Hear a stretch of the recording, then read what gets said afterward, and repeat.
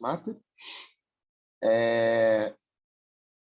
Iniciando, e para iniciarmos, né, antes de tudo, vamos pedir, né, ao Espírito Santo que venha sobre nós, né, que antes de tudo, o Espírito Santo venha nos conduzir nessa caminhada ao longo desses 4 encontros, pedindo a Ele o dom da sabedoria, para que Ele possa nos conduzir neste caminho, né? Então, vale a pena até nós rezarmos aqui a oração do Espírito Santo. Vinde, Espírito Criador, a nossa alma visitai, e enchei os corações com vossos dons celestiais. Você chamado intercessor de Deus, excelso dom sem par, a fonte viva, o fogo, o amor, a unção divina e salutar. Sois doador dos 7 dons, e sois poder na mão do Pai. Por Ele prometido a nós, por nós seus feitos proclamai. A nossa mente iluminai, os corações enchei de amor, nossa fraqueza encorajai, qual força eterna e protetor. Nosso inimigo repeli, e concedei-nos a vossa paz. Se pela graça nos guiais, o mal deixamos para trás. Ao Pai e ao Filho Salvador, por vós possamos conhecer que procedeis do seu amor. Fazei-nos sempre firmes crer. Amém. Então, iniciando esse nosso curso, né, após suplicarmos o Espírito Santo, mais uma vez agradecendo a todos pela presença, por estar aqui no nosso curso. Então, eu vou falar aqui rapidamente um pouco sobre o projeto Veritatis Mater, né? O que é o projeto Veritatis Mater? É uma iniciativa de evangelização que tem como enfoque, digamos assim, a evangelização das realidades seculares, né? O que na prática isso quer dizer? A ideia do nosso projeto é realizar atividades de formação que relacionem a fé com temas da vida secular, no mundo da cultura, da ciência, da universidade, o mundo do trabalho, questões sociais, políticas, né? Na prática, o nosso objetivo é promover cursos, palestras, encontros, né? Nossos irmãos e irmãs, a viver, aprofundar, testemunhar e anunciar a fé no âmbito secular, né? Essa é a ideia do projeto. A Veritatis Mater, na verdade, não é um projeto novo, né? Nós temos já alguns anos de caminhada, mas esse é o nosso primeiro curso, digamos assim, mais específico. Nós realizamos algumas coisas alguns anos atrás com outros parceiros, né? Para citar 2 realidades aqui. Nós já realizamos, por exemplo, já promovemos, por exemplo, uma atividade com outro movimento, um outro movimento, chamado Movimento da Transfiguração, onde nós ajudamos a criar uma escola de oração para jovens, né, que ainda hoje existe, graças a Deus. Fizemos algumas coisas com o Núcleo Fé e Cultura da PUC, enfim. Mas esse é o nosso primeiro curso, digamos assim, próprio do projeto, né? Realmente feito com nossas pernas, digamos assim, né? E aí, então, esse é o primeiro curso, né? Segundas de Fé e Ciência. Então, esse é o nosso primeiro curso. E nesse primeiro curso, a proposta é trazer algumas reflexões sobre a verdade, sobre a fé e a razão, sobre a universidade e a ciência, né? E por que eu falo algumas reflexões? Porque, né, seria muita pretensão de nós, num curso de 4 encontros, de 6 horas, né, 1h30 cada encontro, aprofundarmos ou muito menos esgotarmos esse assunto. Então, o curso ele tem uma proposta panorâmica, ou seja, fazer uma abordagem um pouco geral sobre esses assuntos ao longo desses 4 encontros, para que depois, em cursos futuros, em eventos futuros, a gente possa aprofundar esses assuntos em outros cursos, inclusive até ouvindo depois as sugestões de vocês, o que vocês gostaram, enfim. Mas a ideia é que nesse curso a gente dê uma abordagem panorâmica sobre esses assuntos, e aí, a partir disso, a gente possa avançar em outros momentos, em outras iniciativas. Uma outra coisa que eu queria falar também, antes de passar a palavra para o Wallace, que é o nosso palestrante de hoje, vocês estão vendo aí na tela de vocês o nosso logo, né? Veritatis Mater. Falar rapidinho do logo. O que o logo representa, né? O que é Veritatis Mater? O nome Veritatis Mater, para nós, ele tem duas designações. E há uma ordem de importância, digamos assim. Então, em primeiro lugar, como o logo certamente indica, né? Veritatis Mater é, né, do latim, mãe da verdade. E nós sabemos que a mãe da verdade é a Virgem Maria. Né? Se nós cremos que Jesus é o caminho, a verdade e a vida, e Nossa Senhora é mãe de Jesus, então ela é automaticamente mãe da verdade. Né? E aí, inclusive, nesse logo, nós optamos, a inspiração que nós tivemos é de Nossa Senhora segurando o menino Jesus, né? Maria sempre está segurando o menino Jesus, mas na forma de livro, né? Justamente para deixar claro essa relação intrínseca entre Jesus e o próprio conhecimento, né? Se o nosso Senhor é a verdade e todo conhecimento existe em função da verdade, então a gente está aqui fazendo uma relação até um tanto provocativa de dizer que não se pode separar o conhecimento do próprio Cristo se ele é a verdade. E como o próprio evangelista João nos ensinou, nosso Senhor é o Verbo. Então ele também, né, nós podemos apresentá-lo na forma de um livro aberto, né, como Cristo com as mãos abertas na cruz.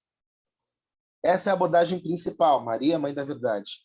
Mas numa outra abordagem, também a gente pode dizer, também com uma certa ousadia, que a universidade, ela é, ou deveria ser, o lugar onde a verdade ela é gerada, a verdade do conhecimento humano é gerada. Né? O lugar onde a ciência é construída, a pesquisa é realizada. Né? Então, de certa forma, nós podemos dizer, né, como João Paulo II vai dizer, isso eu vou falar melhor na minha palestra, que é a terceira sobre a universidade, a gente pode dizer que se a universidade tem o papel de buscar a verdade, ela é, de certa forma, mãe da verdade, no sentido de que é o lugar onde a verdade a verdade do conhecimento humano é gerada para ser apresentada ao mundo e dessa forma servir para o bem comum, para a civilização, para a humanidade. Então, essa é a ideia básica desse logo, né? Então é isso, sem mais delongas, mais uma vez agradecendo, né, você está chegando aí, agradecendo a todos, e eu já passo a palavra para o nosso querido palestrante de hoje, o professor Wallace, ele que é professor mesmo, né, professor de filosofia, sociologia, ensino religioso, mestrando em filosofia pela Federal do ABC, né, um grande entusiasta da verdade, né, Wallace? Amigo de longa data, estamos juntos, filosofia, e é com ele hoje que nós vamos aprender um pouquinho sobre essa questão que certamente chamou a atenção de vocês, senão não estariam aqui. Verdade. Eu preciso conhecê-la? Vamos ouvir isso do nosso professor Wallace. Bem-vindo, e desde já nos colocamos aqui em comunhão e desejando a você e a todos nós um ótimo curso. Obrigado, meu amigo Marcos. Vocês me ouvem bem? Tranquilo?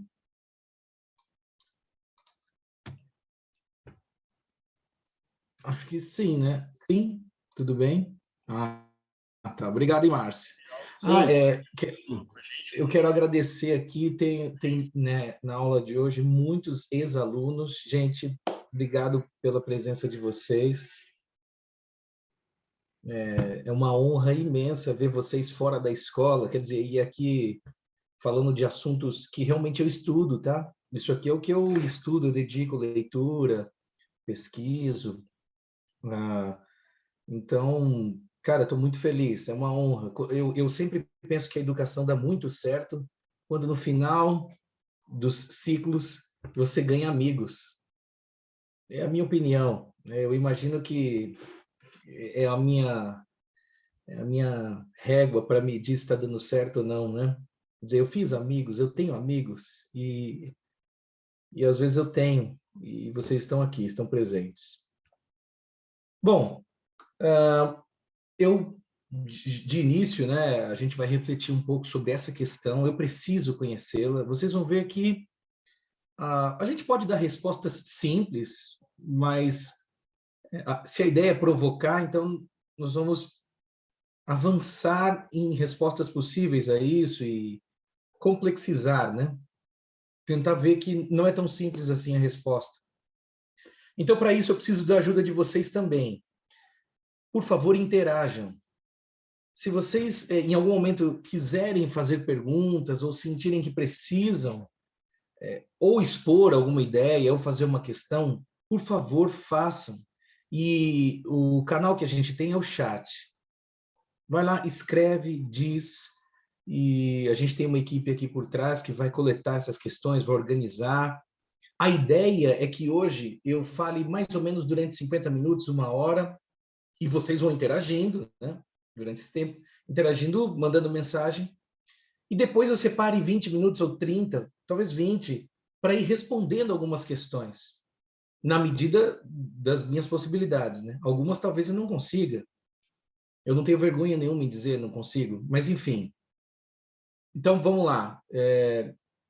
Use o chat, a hora que você quiser, o momento que você quiser, alguém vai coletando isso. Também tem uma outra coisa. Eu quero interagir com vocês a partir de um site chamado Padlet. Então, eu fiz algumas questões que durante a aula aqui, a apresentação, eu vou trazer e eu gostaria que vocês respondessem. Posso contar com vocês? Não sei se você está usando o caderno ou está anotando no computador, vale a pena, né? Eu vou trazer algumas referências, frases, ideias. Mas em alguns momentos eu vou pedir para você acessar um site. É simples, é fácil. Eu vou deixar o link aqui no chat daqui a pouquinho. E aí vocês podem ir acessando esse link e respondendo conforme eu vou propondo a interação. Tudo bem? Combinados? Então, eu falei dessa interação, né, do Padlet. Eu quero começar, então, já trazendo essa questão aí para vocês pensarem, refletirem. Eu acredito que uns 5 minutos sejam suficientes para vocês aí responderem.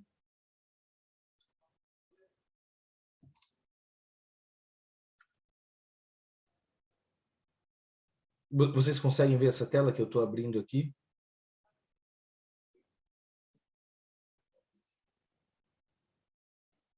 Está carregando ainda?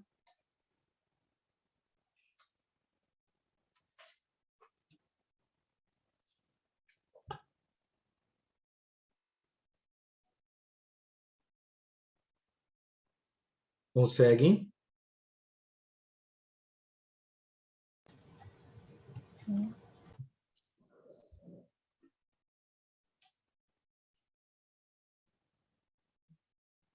Eu não consegui ouvir vocês. Dá para ver sim, Wallace. Tá, legal.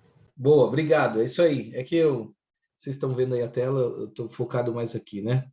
Eu estou copiando o link aqui, né, para colocar para vocês. E a ideia é que você responda aqui, ó. Eu vou fazer durante a aula umas colunas aqui. Essa é uma primeira coluna. Você vai acessar o meu link, vem nesse sinal de mais aqui e escreve a sua resposta. Eu só sugiro que você coloque o nome, se você quiser, no final da sua resposta. Se você não quiser também, pode ser anônimo, não tem problema. Só pensa nisso aqui. Eu preciso conhecê-la. Deixa eu colocar aqui no chat. Link.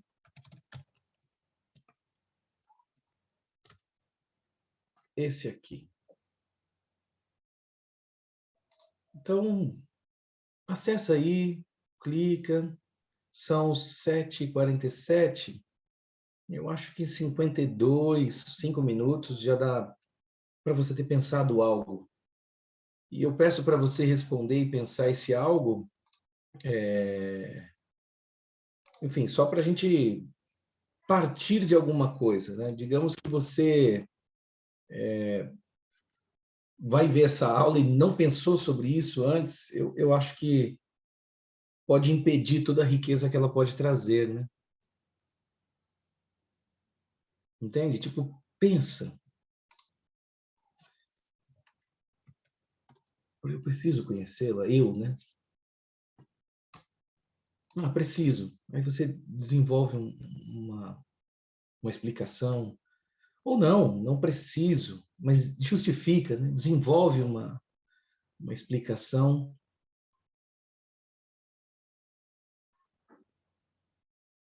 Que vai fazer bem para a gente.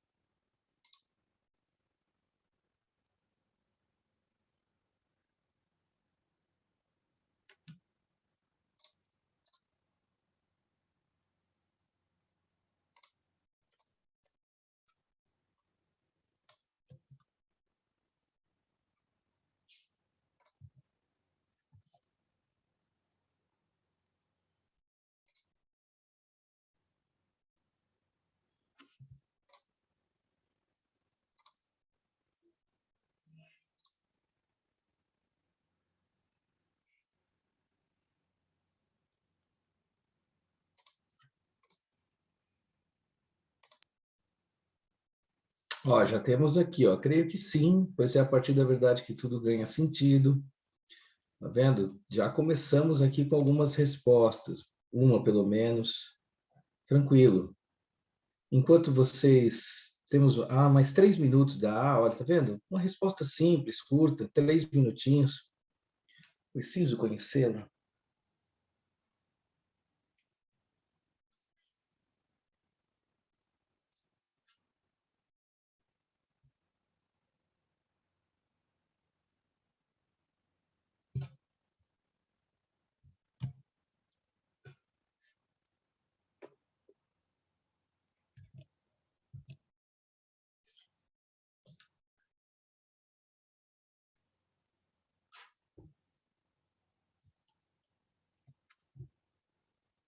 Sim, existe algo que é verdade. Se eu não conhecê-la, estarei vivendo uma mentira. As coisas fazem mais sentido se existe uma direção absoluta, é verdade. Gostei disso, direção absoluta, né? Pois conhecereis a verdade e a verdade vos libertará. Não sei quem colocou, mas muito bem. Olha só que engraçado. Eu estava assistindo um filme da Marvel e, engraçado, lá para o final do filme, um herói vira para o outro e fala assim: mas se a gente falar a verdade para os outros, será que eles vão acreditar na gente? Aí o outro herói vira e fala: a verdade os libertará.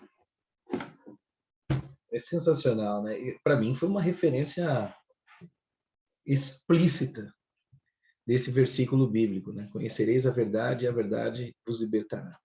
Sim, importante conhecer para não viver na mentira. Interessante isso, porque a gente vai falar um pouco sobre que tipo de vida é uma vida na mentira. Que tipo de vida seria uma vida na mentira? E a nossa reflexão vai longe, porque nós vamos falar de uma época, não só uma vida pessoal, individual, particular. Mas existe uma época de mentira? Bom, vamos tentar pensar sobre isso.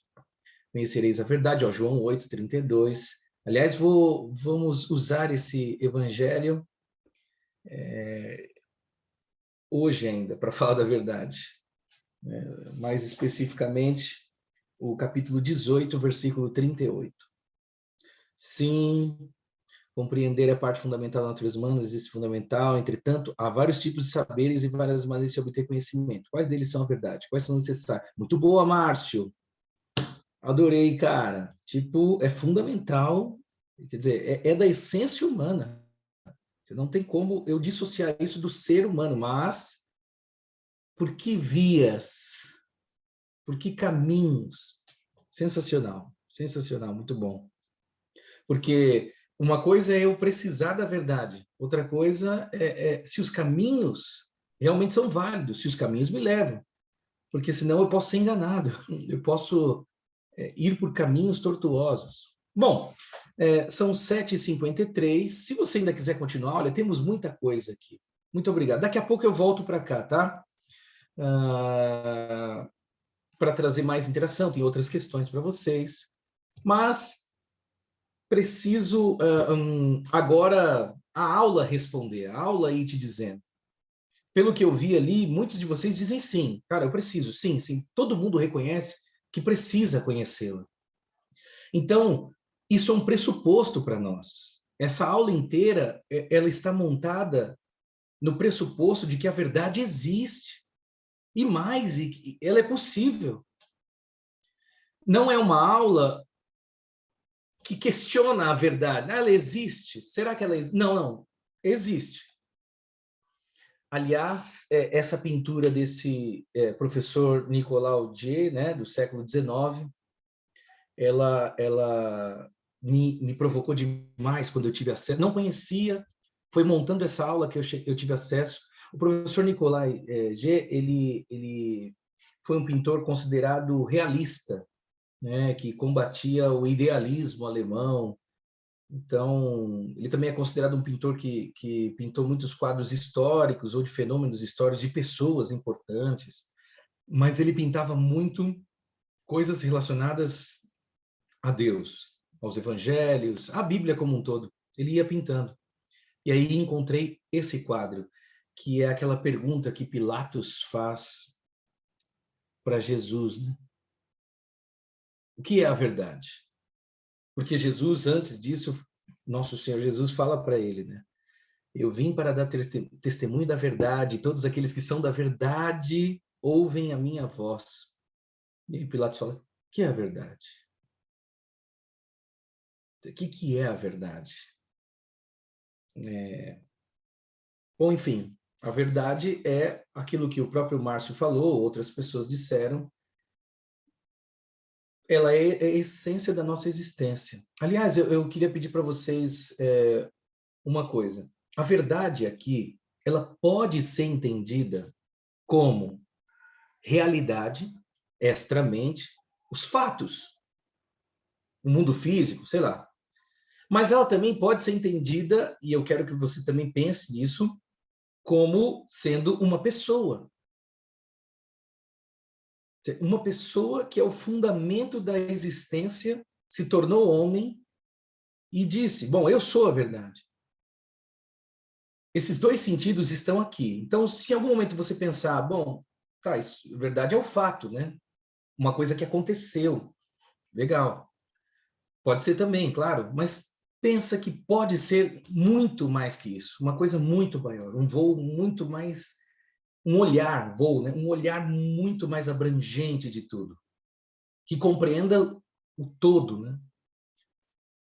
Bom, dito isso, partindo dessa imagem aí, né, que você está vendo, o que é a verdade, Pilatos foi perguntar, uma questão tão antiga, né? Eu preciso conhecê-la. Pilatos não diz isso depois. Eu quero conhecê-la, né? Mas a gente sabe que essa pergunta humana, ela exige também que a gente tente conhecê-la. Bom, o que eu pensei para ir trilhando a resposta e as reflexões a partir dessa necessidade de conhecer a verdade? Eu pensei em refletir sobre o nosso contexto, nossa época, nossa sociedade, enfim, nosso momento atual, para depois falar um pouco sobre que relações que o homem pode ter com a verdade. Preciso conhecê-la? Sim. Mas que relações que eu posso ter com ela? Para depois a gente voltar para a verdade. Veja como o percurso é simples. A aula de hoje ela é relativamente simples, embora seja profunda. Vamos falar um pouco da nossa época. Depois, que relações que o homem pode ter com a verdade? Para voltar para aquela questão, se eu preciso conhecê-la ou o que é a verdade, já amadurecido, e aí a gente poder refletir que passos que nós podemos dar na nossa vida, concretamente. Esse é o nosso itinerário, tá bom? Contexto, relações, sai da verdade, né? Quer dizer, a verdade existe, vemos o nosso contexto, as relações, voltamos para ela amadurecidos. Eu estou usando para essa aula aqui algumas referências básicas. Então, professor Julián Marías, que é um filósofo espanhol, né? Falecido relativamente recente, se eu não me engano, década de 90, 80, não lembro agora, e ele vai nos ajudar na aula de hoje a pensar um pouco sobre o contexto, quais são as relações. Eu aproveitei muito dele, as relações do homem com a verdade. O livro que eu estou usando é esse daqui, ó, Introdução à Filosofia. Eu peguei uma imagem na internet e eu estou usando esse livro porque é considerada a obra dele. Foi um dos primeiros livros que ele lançou e um dos mais densos, mais completos. E o que mais me admirou nesse livro, me encantou demais, é ele falando.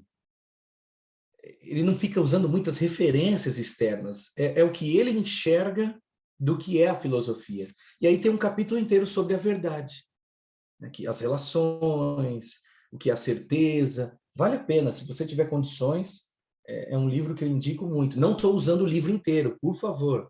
De tudo que eu li, separei um trecho, que, aliás, eu disponibilizei pelo Simpla, tá? Vocês têm acesso pelo Simpla aos textos que eu usei, as partes mais específicas.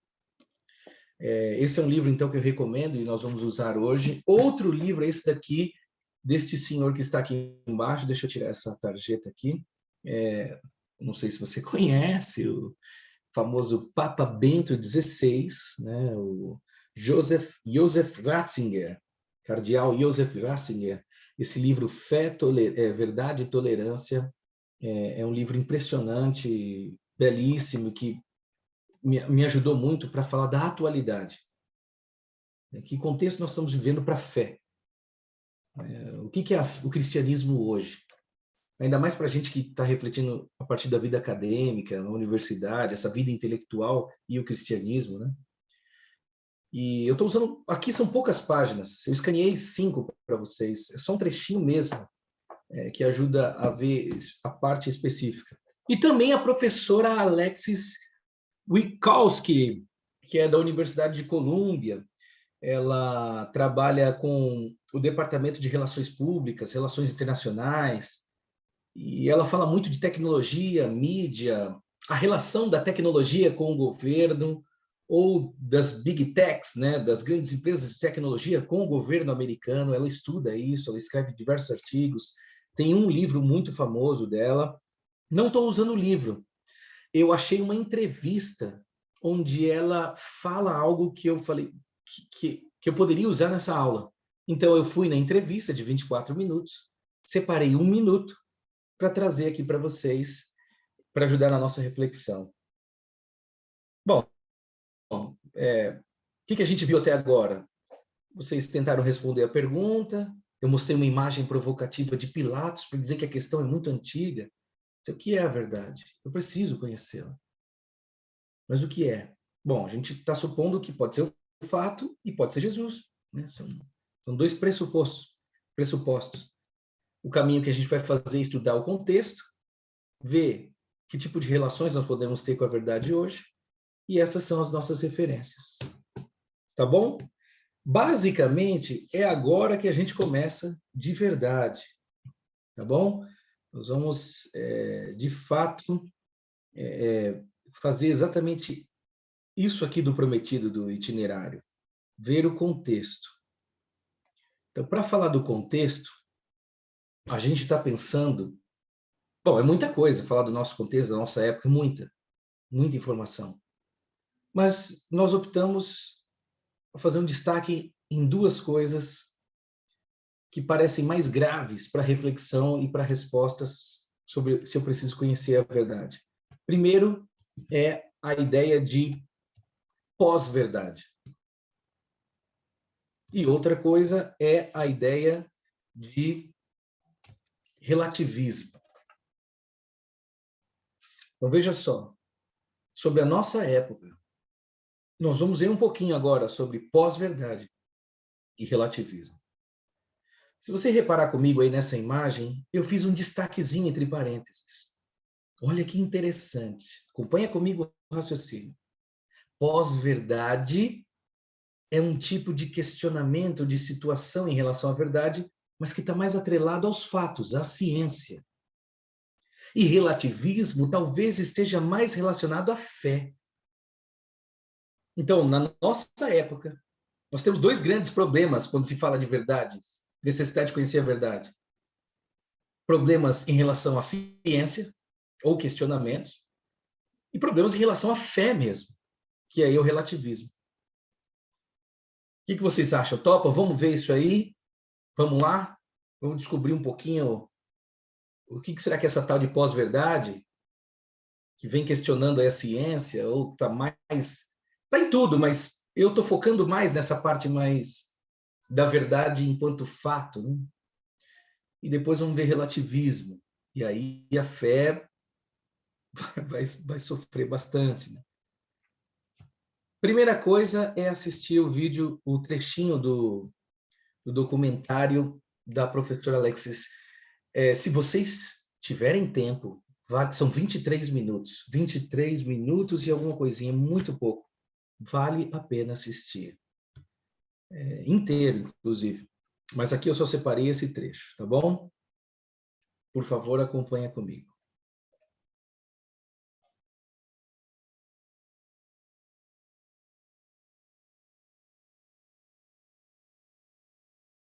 So post-truth, as you mentioned, was chosen as the 2016 word of the year, very cleverly by the Oxford English Dictionary, I think to reflect what they were seeing happening in the public, which is that people were ignoring facts and reality in favor of opinion or their own perspective on what happened. So post-truth is not, I think the phenomenon is more a reaction against people wanting to have control over the kind of information that they were consuming. But in truth, it's really just another way of saying that people don't want to face reality. They don't want to face the facts. So they've declared this phenomenon, post-truth, as a way to ignore facts. I think that people have always done this to a certain extent, ignored evidence that they didn't feel comfortable with. But most recently, it's become acceptable almost to do this.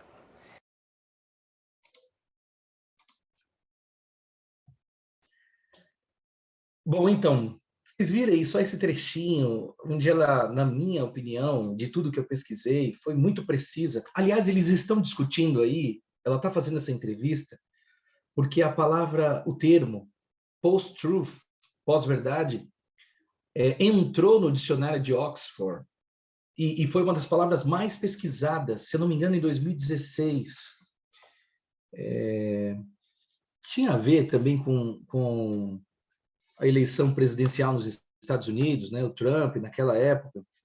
Eu estou falando que assim, essa palavra foi tão pesquisada, tão procurada nesse dicionário que gerou essa entrevista. Eles começaram, o que é pós-verdade? E essa palavra foi inserida no dicionário, foi a mais pesquisada nos Estados Unidos.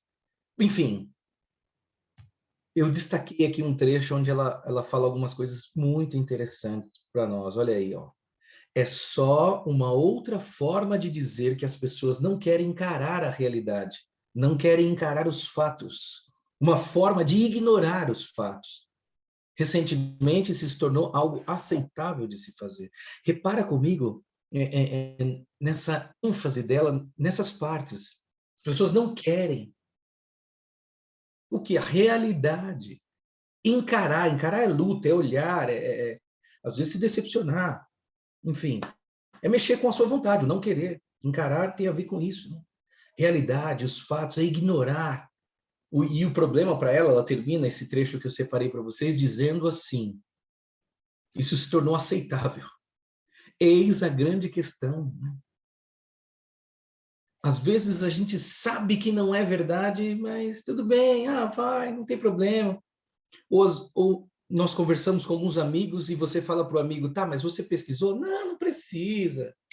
Não, deixa. Ou seja, a pessoa já intui que não é aquilo.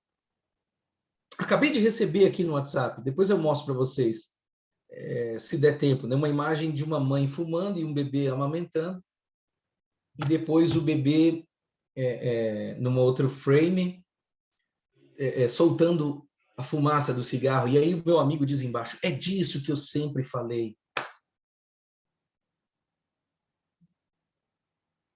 Cara, o bebê não inala o cigarro, a fumaça ali. Não, isso não acontece.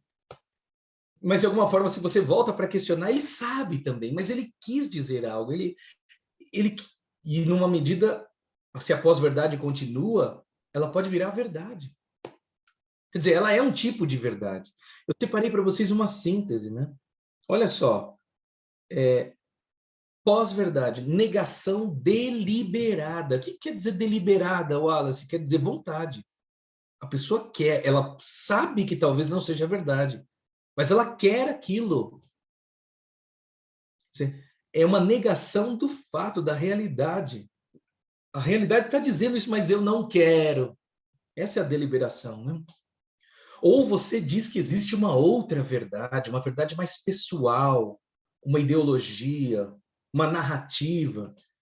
Aquilo vale mais que o fato. Bom, eu não teria muito mais que dizer do que com esse final aí, né? Basta que as coisas pareçam verdade. Pareçam verdade. Isso é pós-verdade. É quando algo que parece verdade é mais forte que a verdade, que o fato, que a realidade. Veja o perigo da nossa época, o que a gente está vivendo. É aquela mentalidade de aquilo é verdade, mas eu não posso aceitar porque eu tenho o ideal. E aí, em nome do ideal, eu desprezo a verdade. Não posso aceitar porque isso vai dar munição para o meu inimigo.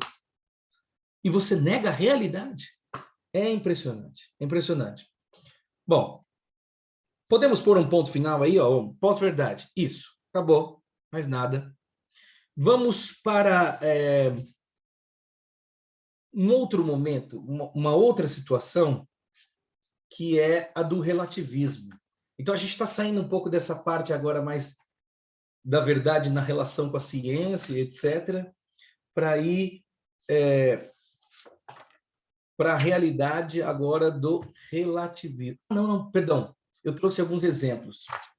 É isso aí, tá aqui, ó. Pós-verdade. Eu estou com umas fichas aqui para ir me guiando. Exemplos. Muito bem. Aqui. Primeiro, eu não sei se você assistiu, mas já deixo como dica, é o documentário da Netflix chamado A Terra é Plana, Behind the Curve. Até onde eu me lembro, ele não tem o áudio em português, mas tem a legenda, você vai lendo, acompanha. Esse documentário, para mim, exemplifica o que é pós-verdade, essa negação da realidade do fato. Se você assistir esse documentário, você vai ver, está escancarado, que as pessoas que defendem a Terra plana, elas até tentam usar um argumento científico, uma postura de autoridade, mas quando eles apresentam os estudos, você dá risada. Desculpa, eu não quero ridicularizar ninguém, pelo amor de Deus, assim, jamais riria de uma pessoa que estivesse me apresentando seu raciocínio do porquê que a Terra é plana, pelo amor de Deus, jamais riria, mas eu estou rindo no documentário, é algo que é muito simples, é praticamente muito infantil. Tem coisas que você olha e pensa assim, meu Deus, não é possível, isso não é um estudo, isso é ciência, o achismo puro. Então eu recomendo para vocês como exemplo aí, falando de pós-verdade, cara, se você assistir esse documentário fica muito evidente. E é interessante que eles pegam as pessoas mais famosas da Terra plana nos Estados Unidos, né, e entrevistam. Quer dizer, é o que o documentário mostra. Vocês sabem, né? Todo documentário, filme tem um lado da história. Mas para mim foi o suficiente para ver que os argumentos da Terra plana são muito simples, eles negam mesmo. Eu sei que esses números são matemáticos, mas eu tenho outra matemática. Eu tenho outros números. Caramba, outros! Que interessante. E, gente, outro exemplo que eu trouxe, que é um pouco mais forte, e eu faço de propósito, é lembrar aqui do caso da Fabiane, 2012. Vocês se lembram dele? Eu trouxe porque, assim, até onde pode chegar a pós-verdade? Pode chegar em níveis assustadores. Essa mulher, infelizmente, foi linchada. E, na época, em 2012, eu recebi vídeos no WhatsApp, lembra aquela... Eu passei mal, tive ânsia de vômito, de ver o pessoal espancando, e por isso que eu gravei. E o que mais me chamou a atenção na época foi que era um retrato falado e as pessoas disseram, e alguém disse, foram lá espancar. Eu fiquei em choque, eu falei, como você lincha uma pessoa? Porque você viu num site e a foto parece e acha que é ela. Que absurdo essa tal de pós-verdade pode chegar. Esses absurdos são alguns, né? Bom, tudo bem. Vamos ver agora o relativismo. E aí, quem vai nos ajudar é o Papa Bento XVI. Gente, escreveu muito. Esse homem escreveu muito. E escreve ainda vivo. Não, quer dizer, não sei se ainda escreve no mesmo ritmo, mas o volume de escrita e de estudo dele é absurdo. Ele tem doutorado honoris causa, né? Pelo menos uns 9 ou 10 doutorados em diversas universidades pelo mundo. Enfim, nesse livro aqui, Fé, Verdade e Tolerância, tem um trecho específico, na página 111, onde ele comenta sobre o que é o relativismo. E aí, eu não queria falar sobre o que é o relativismo sem ler para vocês. Eu não chegaria, talvez, ao mesmo brilhantismo. Enfim. Ou, pelo menos, as reflexões que nós vamos fazer partem daqui. Vou ler para vocês, tá bom? O relativismo tornou-se hoje, de fato, o problema principal para a fé. Pode ser um problema para muitas coisas, ou não. Em outras áreas, ele é maravilhoso, mas para a fé é um problema.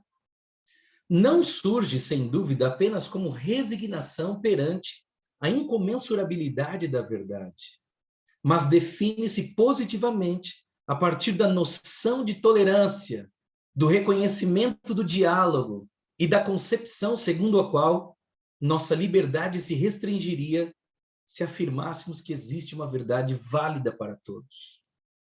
E esse é o problema, que se deseja implementá-lo ilimitadamente. Então veja que é interessante a fala do Papa Bento XVI. Por que é um problema para a fé? Porque nós, no cristianismo, partimos da verdade como um dado. As opiniões sobre a verdade podem até ser relativas, mas a verdade jamais. Então, quando você vai dialogar com outras religiões, tudo bem, você pode até tolerar. Tolerar é suportar, paciência. Você pode dialogar. Mas em nenhum momento você vai poder dizer assim, bom, o seu também é verdade. Não dá. Não dá. É simplesmente... Então, por exemplo, sei lá, vamos supor aqui, você está na sua universidade e aí você tem lá um muçulmano, um outro cristão de outra denominação, um budista. Vamos falar sobre a verdade? Vamos falar sobre Deus? E aí, esse Deus? Se você conversar sobre isso, em algum momento você vai ver que não dá para você dizer assim, Tudo bem, você tem razão. É verdade. O seu também é o mesmo Deus. Eu não vejo como. Não vejo como. E aí também, bom, é outra coisa. Você não vai discutir, não vai brigar, não vai... não é disso que se trata, enfiar a goela abaixo. Mas de talvez tolerar, né? Não, tudo bem. A verdade é essa, é isso que eu vejo, que eu entendo, que a minha razão possibilita. Essa é a lógica. Você explica a lógica do cristianismo. Você não pode se furtar de explicar porque você tem que tolerar. Não, você explica, mas tolera. Conversa, continua sendo amigo. Pelo amor de Deus, continua. Mas não dá para você dizer, não, tudo bem, o dele também é. Posso ir lá no seu templo ou seja, estou vivendo Deus? É muito complicado isso. É muito complicado. E aí eu trouxe uns exemplos para vocês. Olha só, vocês conhecem aquele famoso conto dos 7 sábios? Acho que é um conto indiano. Eu conheci como um conto indiano dos 7 sábios e o elefante. Vocês se recordam disso? Reza a lenda que 7 sábios cegos, olha só, os 7 sábios eram cegos e sempre discutiam sobre quem tinha razão e a verdade sobre o que falava, né? Aí um deles se revoltou e se exilou numa montanha, né? Sumiu e chegou um elefante no vilarejo e pediram para os sábios dizerem o que era aquilo. Ninguém sabia o que era. E cada sábio foi numa parte do elefante e fala uma coisa, né? Por exemplo, vocês estão vendo aí, né? Quer dizer, quem pega ali nas presas, né? Do elefante fala que é uma lança. Quem pega na pata lá acha que é uma árvore, um tronco, né? Quem pega lá no rabo acha que é uma corda. Quem pega na tromba acha que é uma cobra. Enfim, vocês estão vendo aí, na orelha é tipo um abanador, é algo para se abanar, né? E no corpo é uma parede, né? Tão grande, imenso, duro. E a questão que fica na moral da história é que aí o 7º sábio vem e pergunta para uma outra pessoa, e ele chega à reflexão de que cada um sábio se apega a uma parte da verdade. E o problema é torná-la a verdade. Tudo bem, você pegou a pata e você está dizendo que é uma árvore. É a verdade da coisa no absoluto? Não. Tem a ver. E aí o problema é você dizer que é a verdade como se fosse do todo. Então, o relativismo é mais ou menos você achar que o que cada um disse, tudo bem, explica. Tá bom, tá ótimo, é a mesma coisa. Não. O ideal é que vocês dialoguem e montem uma coisa geral. Aí você tem a verdade, no mais absoluto geral possível. Outro exemplo que eu trouxe para vocês por exemplo, essa imagem que vocês estão vendo aí. Eu que montei esse logo lá no fundo, tá bom? Não tem essa exposição, esse quadro, pelo amor de Deus. Estou brincando com vocês. Mas uma vez eu discuti com... Olha só, um velório. Claro que num velório, talvez você fale de vida e morte, certo? Tudo bem, aconteceu. E começamos a falar de vida e morte. E uma menina começou a me questionar muito a visão dos católicos sobre os santos, a vida após a morte, purgatório. Enfim. E eu comecei a conversar com ela. Um amigo apareceu e falou assim, só que assim, eu converso empolgado, igual vocês estão vendo, eu estava empolgado. E a menina também. Parecia que a gente estava brigando. Mas na minha cabeça, gente, eu garanto para vocês, eu estava empolgado, eu não tinha isso de raiva. Mas ela estava tentando me colocar em maus lençóis, né? E eu não conseguia. Eu superava as questões dela. Quer dizer, assim eu guardei, né? Talvez ela tenha outra impressão. Meu amigo chegou e falou isso aí. Não, calma. Todas as religiões falam a verdade. Cada uma na sua ótica. As religiões são pessoas olhando um quadro. E aí eu falei para ele, tudo bem, perfeito. O problema... E aí as pessoas vão interpretar o quadro, né? É isso aí, as interpretações são válidas. Sim, são válidas. Eu falei, tá, mas e se o autor disser algo sobre o quadro? Aí ele olhou para mim assim, eu falei, então, o problema do cristianismo é que o autor do quadro veio e falou, explicou. Esse quadro é isso. Façam. Quer dizer, ele deu toda a sinopse do quadro. Então, cada um pode interpretar, mas existe a sinopse. E aí você decide com qual você vai ficar.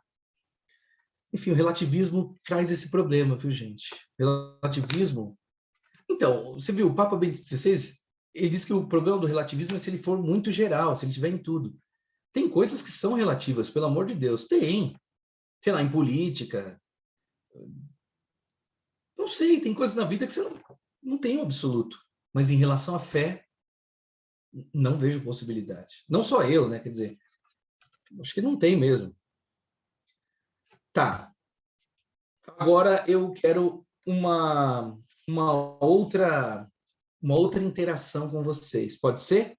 Podemos ir lá para o Padlet. Eu acho que vocês têm o link aí no chat. Quem chegou agora, eu deixei um link para uma atividade mais acima aí. Ou se alguém puder copiar e pôr de novo, aí fica recente, né? A pergunta que eu quero que vocês respondam lá no Padlet é essa aqui, ó, que vocês estão vendo. Como viver numa era de pós-verdade? Como se posicionar? Como que eu guio a minha vida se a verdade ela supostamente é superada pela vontade e opinião dos outros, especialmente na ciência? E se na fé, por causa em nome do diálogo e da tolerância, eu não consigo dizer assim que a minha fé é verdadeira ou única, enfim. E aí? O que você imagina? Como você pensa resolver essa situação, esse problema? São, olha, 8h24, isso? 8h24. 8h20, 8h30. Pode ser? 8h30? 5 minutos ou até menos, né? Porque eu vou vendo a interação de vocês aqui. Eu vou sabendo se a gente continua ou para. Tudo bem para vocês?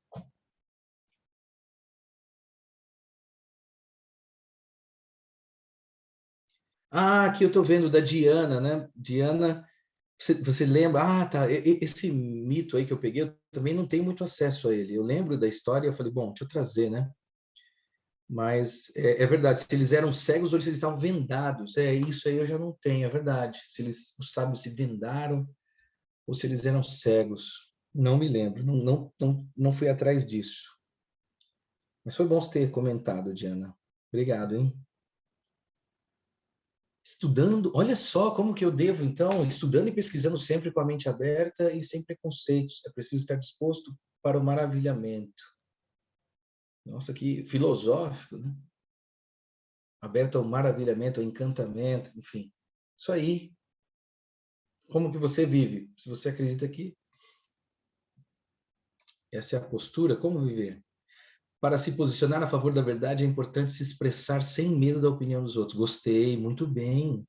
Não precisa ter medo. Eu gostei disso. Claro que você não vai ser ofensivo, violento, mas não precisa ter medo.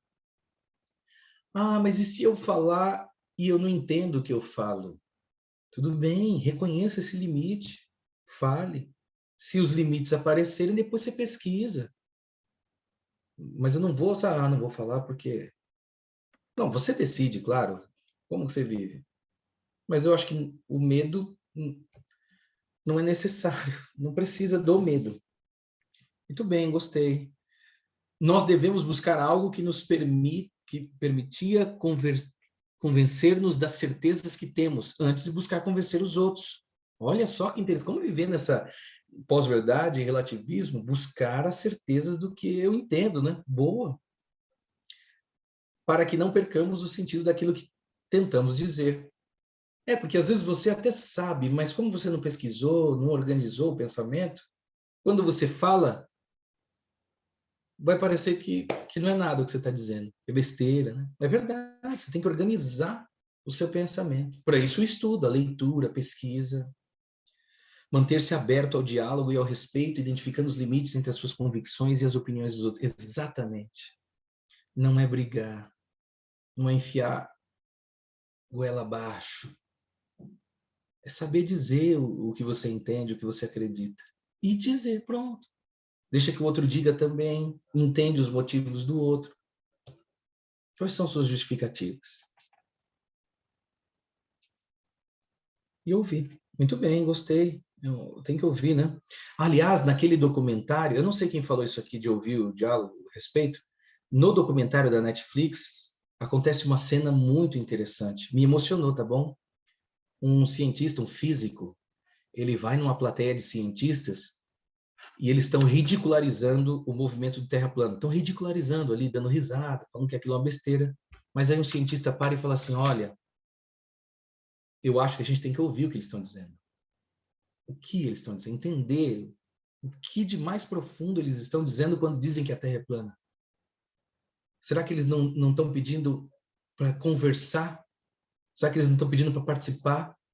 Para que não seja um clube fechado aqui da ciência? Nossa, foi sensacional. Pô, isso é a capacidade de ouvir o outro. Por mais que ele esteja dizendo uma coisa que seja contra a realidade, o fato de dizer talvez seja humano e precise ser ouvido. Ter coragem, acreditar, conhecer a fé. Aliás, ô Tiago, semana que vem nós vamos falar sobre a fé e a razão. Isso que você está trazendo aqui, ó, cara, nós vamos explorar muito bem explorado. Está muito legal a aula da semana que vem. O que é a fé? Valeu, é isso aí, Tiago. Olha, muitas respostas. O nosso tempo já está dando aqui, ó. Acredito que buscar incessantemente, incansavelmente, somente assim. Ao Cássio, talvez seja possível pensar fora da zona de conforto. E talvez confortar. É isso que é legal, né? Pensar fora da zona de conforto talvez seja um verdadeiro conforto ou confortar as pessoas, né? Olhar a realidade, buscá-la tão incessantemente, como você disse, e conforme eu busco incessantemente, eu vou aprendendo, eu vou tendo know-how e depois eu acabo confortando. Porque se minha zona de conforto é a mentira, bom, eu preciso sair dela. E se eu estiver na verdade, a verdadeira zona de conforto, né? Conforto.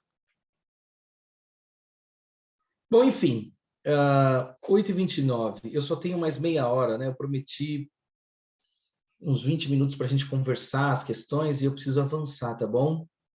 Eu vou trazer agora para vocês a resposta do professor Julián Marias,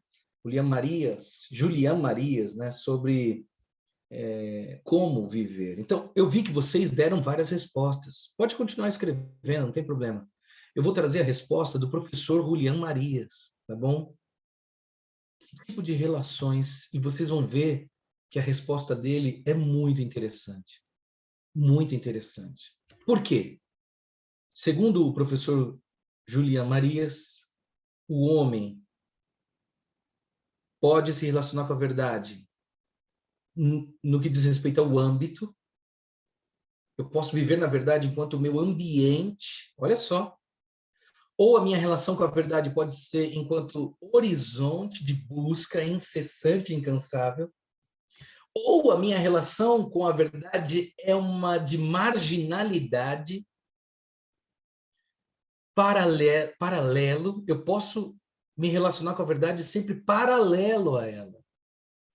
Ou a gente pode ser contra a verdade.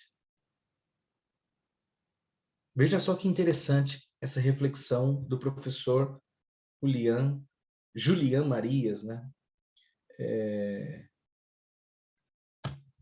Bom, para falar sobre o âmbito, eu trouxe então trechos do livro dele, tá bom? Ele mesmo vai ajudar a gente a conversar aqui. Deixa eu só perguntar, eu tenho mais 10 minutos, é isso? O tempo tá bem tranquilo. O Wallace pode administrar, tá? Tá bom. É que acaba às 9, né? Isso, tá bom. Tá. Só para eu ver aqui, tá. Sobreviver no âmbito. O que o professor Julian Marias diz? Ele diz isso aqui, ó. Em primeiro lugar, uma das relações possíveis é a que consiste naquilo que poderíamos chamar de viver no âmbito da verdade. Isso acontece sempre que o indivíduo ou uma época vive se apoiando num, olha só, repertório de verdades, de verdadeiras crenças. Conjunto de leis, moral, nas quais sua existência está autenticamente enquadrada. Esse repertório pode ser acanhado ou amplíssimo, tosco ou preciso. De qualquer modo, o homem descansa sobre esse pressuposto, do qual é realmente solidário e vive em rigorosa autenticidade. As épocas chamadas clássicas são geralmente mundos nos quais se verifica essa situação. Daí a frequência nas mesmas das vidas realizadas, que dão a sensação de plenitude e peso, que parecem, porque o são, vidas verdadeiras. Então, olha só, pode ser que a época seja um conjunto de mentiras, mas esse conjunto de mentiras, às vezes, é tão organizado, é tão pleno, que a pessoa vive em tanta harmonia com essas leis, com essa moral, que é disso que ele está falando. É um tipo de relação com a verdade. A verdade enquanto contexto, época. Tudo faz sentido. Eu posso me relacionar com a verdade numa instância onde ela faz sentido do todo para a minha vida. Tudo ela explica. Eu não me sinto mal, eu não me sinto desajustado. É muito interessante isso aqui, porque a gente questiona exatamente, eu estou numa época de pós-verdade e relativismo. Mas eu não tenho dúvida nenhuma. Entende? Eu não me sinto desesperançoso. Eu tenho outra relação que engloba o todo da minha vida, que supera isso. Bom, eu destacaria para vocês aqui, ó, essa coisa do repertório de crenças, que a existência do indivíduo está encaixada, que existe sempre esse pressuposto da verdade ali na existência do indivíduo. E a autenticidade, vidas realizadas. Então, viver no âmbito da verdade é quando a vida, não só particular, ela é social, ela de certa forma é plena. Isso talvez foi muito visível, ou é muito visível nas cidades do interior. Eu estudo sociologia também. E aí tem alguns autores que falam dessa coesão social. E algumas sociedades, geralmente do interior, ou pequenas sociedades, associações, elas têm geralmente uma coesão muito forte. Tudo faz sentido ali. Então é disso que ele está falando. Outra relação que a gente pode ter é da verdade como horizonte. E aí o professor Julian Marias vai dizer o seguinte: uma segunda forma é a de viver no horizonte da verdade, isto é, viver com pretensão de verdade, já vou até grifando, para a gente não perder tempo. Procurando-a na medida em que não se a possui ou em que ela é deficiente. Mas eu sei que me falta, isso aqui não está bem verdade, aí eu vou procurar. Esse é o horizonte, a vida no horizonte. Aqui embaixo, implica justificação, explicação, argumentação, por qualquer mecanismo. Este modo de viver, cujo motor é a evidência, define-se inicialmente por uma indigência da verdade, que não garante a sua posse, e sim a sua exigência. É muito legal isso, né? Eu tenho a verdade sempre como o meu horizonte, como uma coisa que eu busco. E por mais que eu ache que eu encontrei, eu sei que ela ainda é menor, que ela é pequena e que eu ainda preciso avançar. Então é uma busca que não é sem sentido, ela sempre vai aumentando. E ela é muito evidente, viu? Se a gente olhar para a história da humanidade, você percebe avanço, né? Aumento de conhecimento, é muito evidente se olhar para a história da humanidade. Quer dizer, quando o ser humano põe a verdade como horizonte, ele avança. Enfim, a forma de vida do intelectual, no sentido pleno do termo, e em sua autenticidade, coincide com a primeira, ou seja, viver no âmbito e no horizonte, de alguma forma, se eu vivo no âmbito, talvez eu esteja no horizonte, e ao viver no horizonte, eu vou construir no âmbito. É uma relação muito intrínseca, assim, eu entendi, tá? Tudo bem. Agora a gente vai para a parte um pouco mais contrária a isso. Nós podemos viver à margem, paralelo. E aí o professor vai dizer o seguinte, ó, final da primeira linha, essa situação consiste em viver à margem da verdade, isto é, sobre, olha só, um repertório de crenças mais ou menos coerentes das quais o homem não se sente solidário. Veja só, um repertório de crenças mais ou menos coerente. O homem não se sente, ele não está pleno ali, ele não aceita, ele vive, mas tem algo. Sabe-se que tem algo ali que não faz sentido. Apenas as recebe do meio e as aceita sem crítica, completando-as com certas ideias a respeito das quais também lhe falta evidência e das quais faz uso sem exigência de uma justificação efetiva. Poderíamos denominar também esta forma de vida, que é a da grande, olha só, a grande maioria dos homens, incluindo os intelectuais profissionais, a vida na verossimilhança, a vida no parece verdadeiro, parece bom, talvez seja, é a vida no parecer e não no ser, né? E, evidentemente, seu fundamento é a frivolidade, que consiste em aparentar saber a que se ater e simular uma vida a sério, cumulando-a de ocupações ou diversões, de prazer, de trabalho, de poder, ou seja, você começa a fazer tudo isso para não ter que lidar com a verdade. Essa é a vida na margem, né? Porém, como a própria substância da vida é seriedade, esse engano significa enganar a vida mesma, desvivê-la e cair nos modos deficientes de autenticidade. Ou seja, talvez seja uma vida de depressão, de tristeza, de angústia. Uma vida dessa aqui, uma vida à margem, é uma vida angustiada, uma vida de angústia. Eu assisto aquela série Afterlife, e ela é bem pesada, né? Porque o protagonista, ele tem um desencanto do mundo, da existência. Nada faz sentido, nada tem... E aí, na série, ele vai mudando, ele vai vendo pequenos sentidos, né? Por quê? Porque vivia na verossimilhança. Ele vai deixando de viver das aparências para viver aquilo que ele realmente está enxergando, que seria a verdade útil. E a última questão é a vida contra a verdade. Segundo o professor Julian Marias, finalmente, em quarto lugar, é possível uma situação extremamente anormal e paradoxal. Olha só, anormal e paradoxal, que é a de viver contra a verdade. E não nos iludamos. Essa é a dominante em nossa era. Afirma-se e se quer a falsidade conscientemente por ela mesma. Ela é aceita por tática, mesmo que proceda do adversário, e com ela se admite o diálogo, nunca com a verdade. Eu não vou ler porque esse finalzinho foi só o que se cortou, e ainda de baixo. Se diz tudo o que é possível, exceto a verdade, que não seria tolerada por ninguém. Isto é, ninguém social, né? Por nenhuma opinião pública. E aí eu destaco para vocês aqui esse tipo, viver contra a verdade é anormal, é paradoxal, é aceitar a falsidade conscientemente, mesmo que ela seja uma tática, faça parte de um diálogo. A única coisa que você não pode tolerar é a verdade. E veja como esse trecho dialoga com o Bento XVI, hein? Tolerância, diálogo, menos com a verdade. Enfim, muito interessante esse trecho, foi sensacional. Eu ia pedir para vocês responderem lá no Padlet, mas não temos tempo.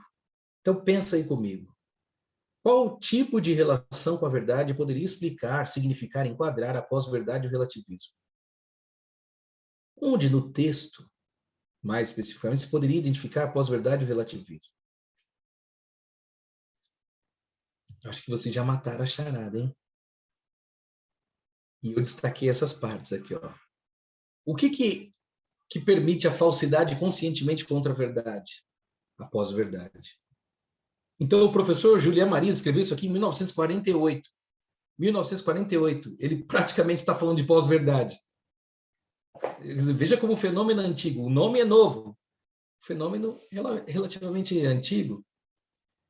Mas, cara, viver contra a verdade é a vida da pós-verdade. A nossa época, o fenômeno da pós-verdade é um tipo de vida, segundo a reflexão que a gente está fazendo aqui com o professor Julia Marias, é uma vida contra a verdade, a pós-verdade. E o relativismo também. Porque não é que não exista a verdade, é que ela não importa. O relativismo é isso, né? Tipo, na verdade, todo mundo tem a sua, tudo é verdade. É um tipo de vida contra, né? Porque você tolera tudo, menos a verdade. Ou tudo é diálogo, tudo se transforma em diálogo, tá vendo o que eu grifei aí? Precisa conversar, vamos conversar, esse é o relativismo.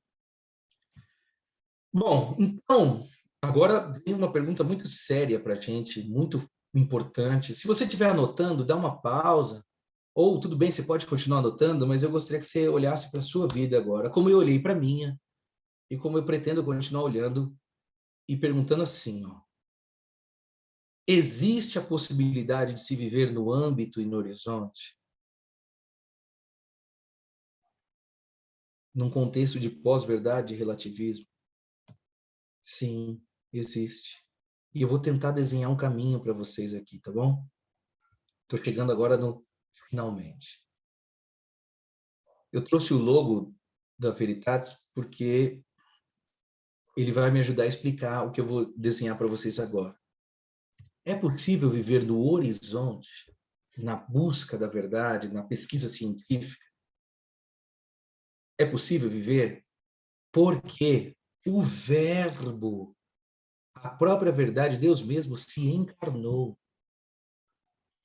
O fato que, para muitos não é fato, mas a gente está partindo desse pressuposto, de que Deus se tornou homem, nos garante que eu possa pesquisar, que eu possa buscar, que é possível viver sempre, incessantemente, buscando a verdade.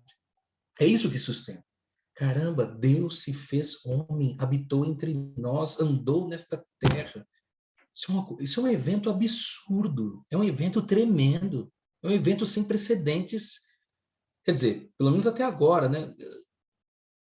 É uma coisa que a mente explode se fosse caber tudo, né? Fosse tentar abarcar tudo.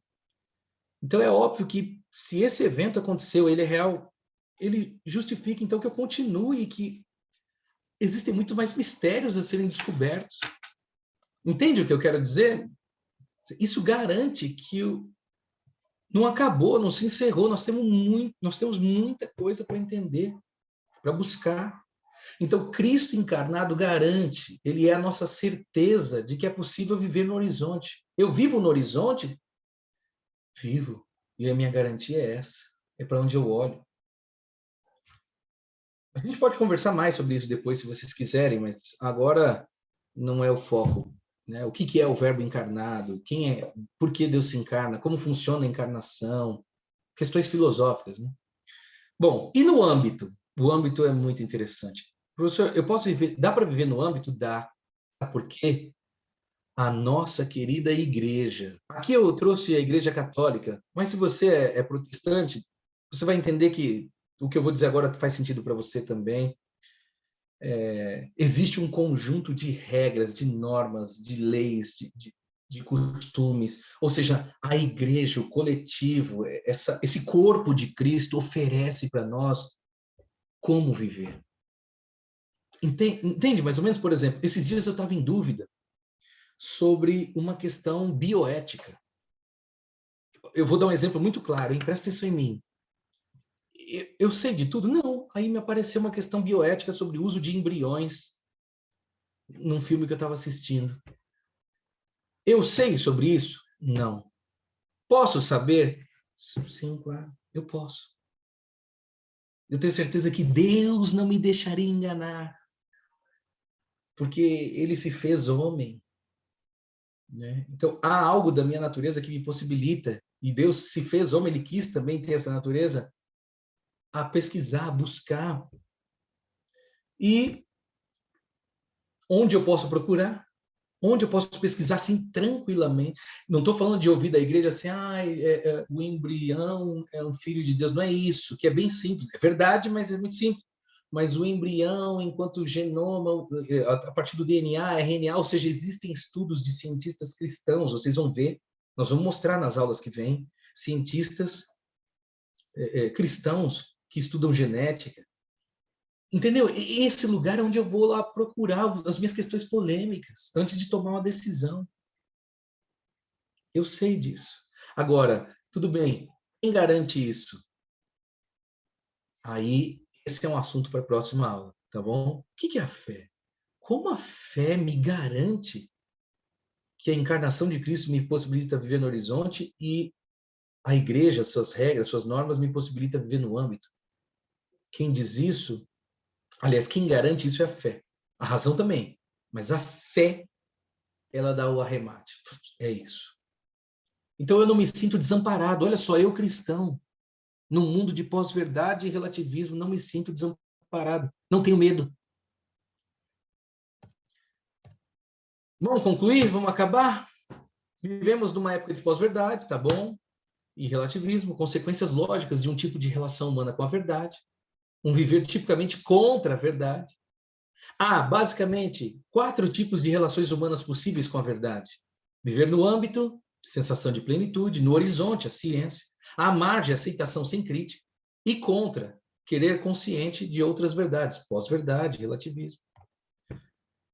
Mesmo assim, ainda é possível se viver no âmbito e no horizonte da verdade. Cristo é a verdade encarnada e garante a possibilidade de se viver no horizonte da verdade. Fundamenta e justifica a própria ciência e a fé. Entende? Como eu faço ciência se Deus não existe? Vira negócio de mercado, entende? Vira uma coisa de curiosidade e não de profundidade existencial. Se eu não me engano, Albert Einstein, o Júlio está aí, não me deixa mentir, estou brincando. Albert Einstein já dizia, garantia isso, falava, claro, ele não era cristão, mas quanto mais eu me aprofundo no que eu pesquiso, no que eu estudo, no complexo da física, mais me encanta Deus. Mais se apresenta a mim o mistério de Deus. Mais eu vejo Deus, é impressionante. É disso que a gente está falando. Um cientista que, no mergulhar da sua ciência, dos fatos, da realidade, não se satisfaz com a explicação daquilo. Há algo muito maior aqui. Né? Vê a assinatura do autor. E no âmbito da verdade, a partir de um sistema de vigências. Ou seja, moral, regras, condutas, que oferece a sensação de plenitude. Eu vou deixar aqui para vocês esse texto maravilhoso. Lição de casa. São só 3 páginas. Por favor, leia. Tudo bem, você não prestou atenção em nada, você não anotou nada da aula de hoje. Está ótimo. Não, quer dizer, não está ótimo, mas é texto final. Leia esse texto. A síntese que o Papa Paulo VI faz aqui é impressionante. Ele praticamente diz aqui o que... Toda a aula de hoje, esse cara, em 1970, faz essa cartinha de 3 páginas dizendo sobre essa necessidade, né? Ele até fala de Pilatos aqui, ó. Ele cita aqui, ó. Tá bem aqui, ó. Quid est veritas? O que é a verdade? Enfim, acabei a aula. Não tenho mais nada para falar. Agradeço. Vocês têm meu contato. Quem puder me mandar um e-mail, a gente pode continuar a conversa. Semana que vem, então, eu falo sobre fé e razão, ou ciência, filosofia e religião.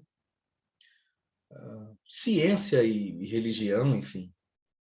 Vamos discutir isso. Temos algumas questões, dúvidas. São 8h51, temos 9 minutos.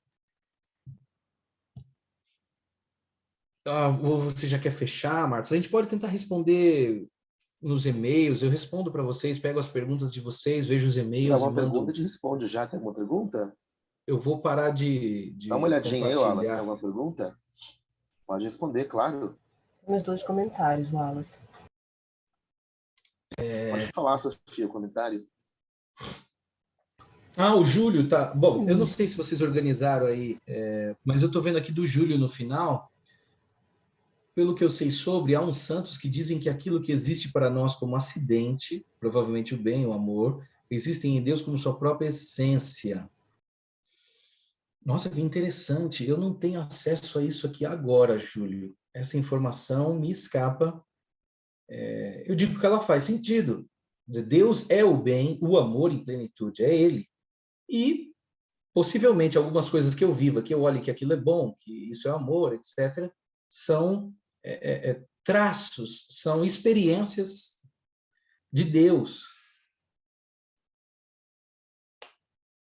Bom, não sei se acidente, a palavra acidente é complicada, né? Para a filosofia, entende, Júlio? Para nós, como acidente, em filosofia, acidentes são manifestações não necessárias de substâncias, né? de coisas essenciais. Os acidentes, eles são dispensáveis. Então, se Deus é o bem e Ele age na minha vida, eu não sei se eu posso dizer que aquilo é um acidente. Nesse sentido que eu estou falando.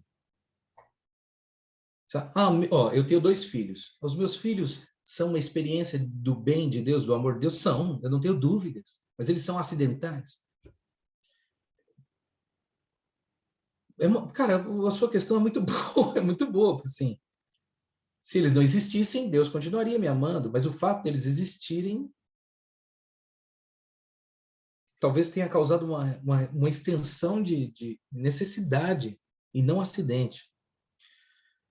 Que uma mente boa é boa de 2 maneiras. Sim, ela é boa por sua existência, enquanto mente boa acidentalmente quando Deus a ordena. Sim, agora parece um pouco mais claro. Sim, os acidentes são as coisas que não são essenciais e necessárias. Elas poderiam não acontecer. O acidente é isso. Ele pode não acontecer. Não mudaria a essência. Mas, de fato, a nossa mente ela tem uma estrutura, a razão. Semana que vem, Júlio, você vai gostar da razão. Porque eu vou falar da razão enquanto princípio. E enquanto acidente. Wallace, tem uma mensagem do César também, antes do Júlio. Dá uma olhadinha aí. Dá uma olhadinha também. César, o conceito de Julián Marias me lembra fortemente o conceito de paradigma e revolução científicas. Boa, César. O que você está aí? Você quer escrever mais? Te lembrou essa ideia de revolução científica? O paradigma César abriu a câmera dele, Wallace. Sim, estou aqui. César é meu amigo, meu colega de estudos na faculdade aí, ó. Tudo bem? Boa noite. Tudo bem, César? Então, eu fiquei pensando assim, né, nas várias maneiras como o autor explicou que pode se estabelecer a vida em relação à verdade, e me pareceu bastante bater bastante com a ideia do Thomas Kuhn de revolução científica, né? Parece que o processo, né, kuhniano de revolução paradigmática e tal, segue o mesmo padrão, tem as 4 etapas, né? Nossa, que interessante, eu não conheço, não sabia, César. Eu estava fazendo umas anotações aqui, então, por exemplo, viver na plenitude é a aceitação plena, né? De uma verdade, não que ela seja a verdade absoluta, mas exatamente uma verdade, que é o que acontece durante a ciência normal, né? Depois você tem a verdade no horizonte, quer dizer, a busca, quer dizer, é a pesquisa, né? Que os cientistas continuam trabalhando durante a ciência normal, né? Depois você tem a viver no paralelo, quer dizer, é aquele momento em que as coisas parecem que já não estão mais dando certo, começa a acontecer as crises, né? A crise paradigmática. E aí a negação, quando começam a aparecer, quando aparecem as dissidências, né? O questionamento. Né? Então, nossa, que interessante, hein? Que tem uma, se não é perfeitamente relacionado, tem uma similaridade interessante. Sim, nossa, você sabe que época que é isso? Porque o Julián Marías escreve isso em 1948. É depois, acho que Thomas Kuhn é posterior. Né? Então, isso me faz... Hoje é uma coisa de pesquisa, né? Saber se existe alguma relação, leitura. Se bem que o professor que eu escolhi, ele é espanhol, né? Ele é discípulo do Ortega y Gasset. Kuhn morreu em 96. Bom, será que eles tiveram relação? Eu já não saberia. Mas que bom. É posterior. Né? Para mim, parece que o que você está dizendo, César, e eu estou muito feliz por isso, é que há uma clareza de época, né? Talvez não é uma coisa que um viu ali, é uma coisa que muitos estão enxergando, muitos estão vendo, né? Essa coisa da pós-verdade, do relativismo, esse enfrentamento contra a verdade. Né? Essa é uma situação que não é minha, não é sua, né? Não é um problema meu e seu aqui, ou de nós 25. É um problema de alguns longos anos já e que é importante, né? Para as pessoas terem que dizer o que estão dizendo. A gente poderia até interpretar a parte de contra-verdade, viver contra a verdade, não como uma coisa necessariamente destrutiva, porque... se for uma falsa verdade, né, você precisa combater. Se a gente lembrar, por exemplo, da situação de Copérnico, por exemplo, né? Ele estava questionando, ele estava negando uma verdade milenar de que a Terra não era, seria o centro do universo. Não é. Não é. Sim. Fala, não, mas se a verdade é essa. Não, mas não é. Quer dizer, ele não está sendo necessariamente um negacionista, né? Sim. Porque ele está avançando um conceito que antes não existia. Ele está falando, olha, esse conceito que vocês tratam como verdade é um conceito falho, incompleto, impreciso, errado, em muitos aspectos. Mas as contas que a gente faz aqui dá certo. Sim, mas isso não quer dizer nada. Né? Zé, Wallace, Isso. essa comparação que vocês fizeram me fizeram perceber que o âmbito também se renova.